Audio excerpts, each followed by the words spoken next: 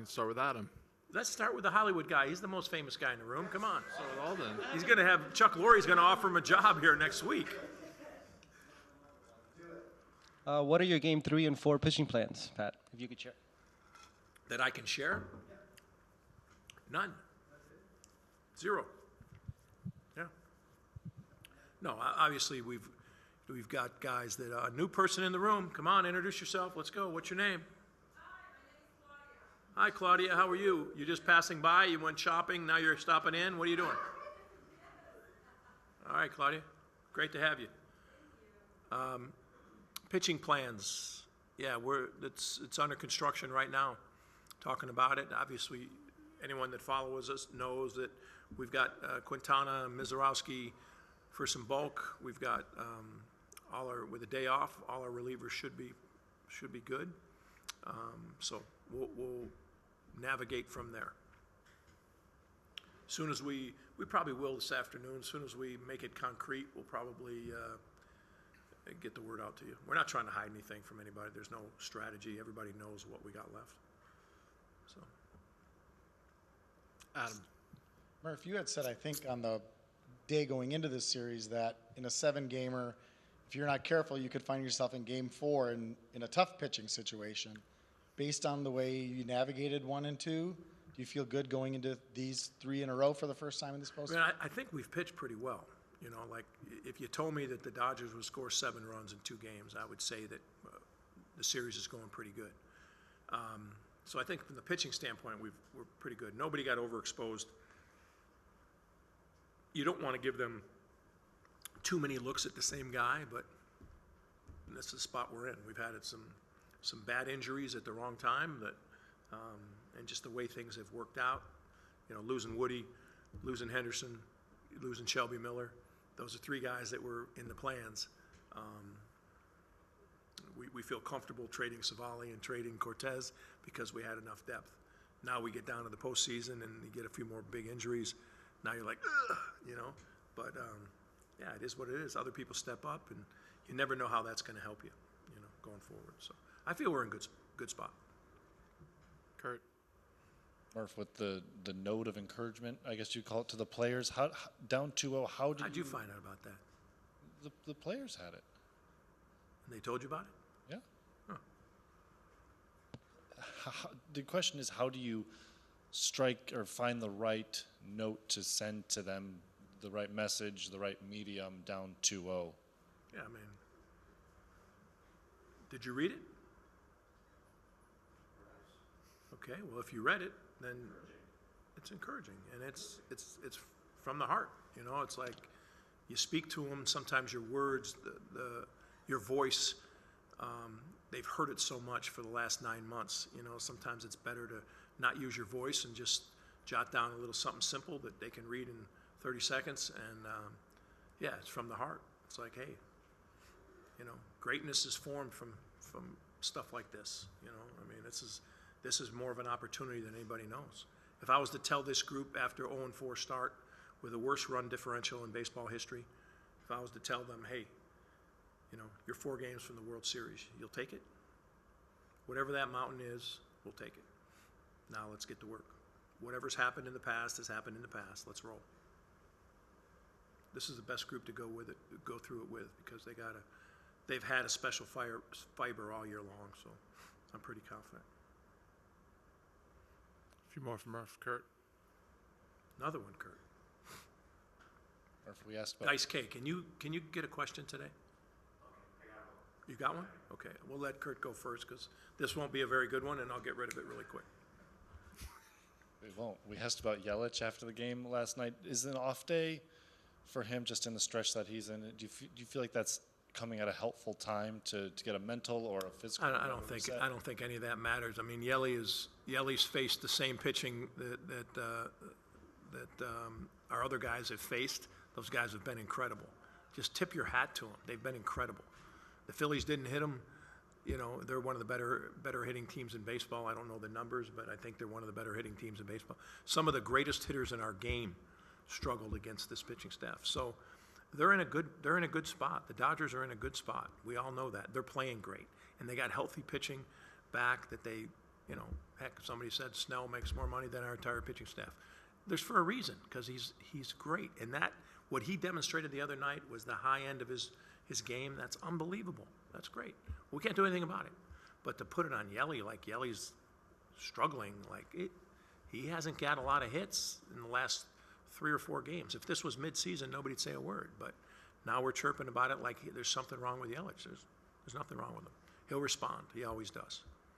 People doubted him after you were one of them, probably. I don't read his stuff, but if I did, I'd go right to your stuff first, I promise. That was a little facetious, wasn't it? Or sarcastic, I guess was the right word. Okay.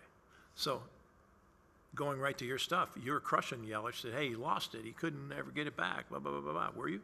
I don't know for sure, but were you? But 2020, 2020, 2021, you were crushing it. You weren't? Okay, whenever you were crushing him, because I know you were, he's responded with 29 homers and 100 plus RBIs. So he'll respond again. There's no question in my mind. Dice guy. Dice K. Hi, Pat.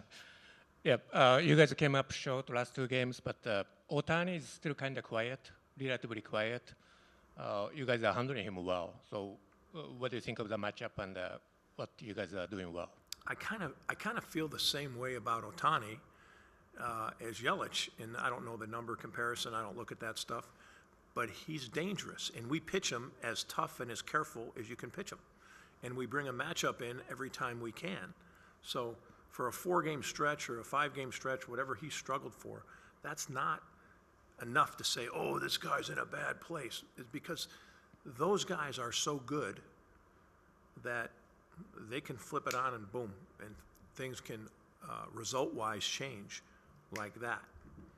You know, because Ohtani, I know, had 1 line drive caught yesterday and got another hit. I don't know. We walk him 100 times, so it's like I don't look at him as struggling at all. I just don't. I don't look at those type of numbers. I know if Sanchez is pitching left on left and he's running the 2-seamer in, throwing that slider away, that's tough for everybody. And he's going to be especially careful if you don't care if you walk him.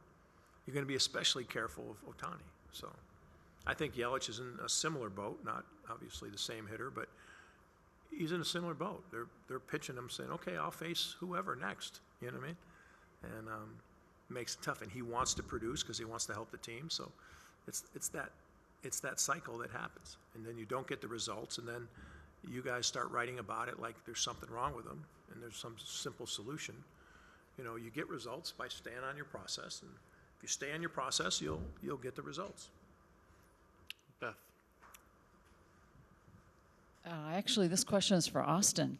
Go, Austin. Everybody hears your dad talking all the time. So based Which is on tiring. your inside knowledge of the Brewers, what do they have to do to get out of this 2-0 deficit they're facing?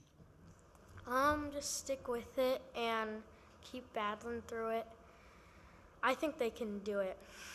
And, yeah, I believe they can do it. What makes you believe? Well, the guys respond back really good. Like, start of the season 0-4. Those games were not good, but then they responded with the best record in baseball, so I believe they can do it. Thanks for asking that. Adam. You nailed that.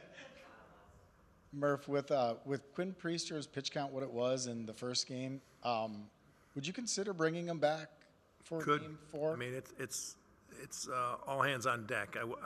I'll tell you this, that we got to make sure we've got enough people to cover the 9+ innings for tomorrow, and everybody's in play the next day, and everybody's in play the next day except the guys that go bulk, and that's how we're having to do it. So, yes, to answer your question, yes.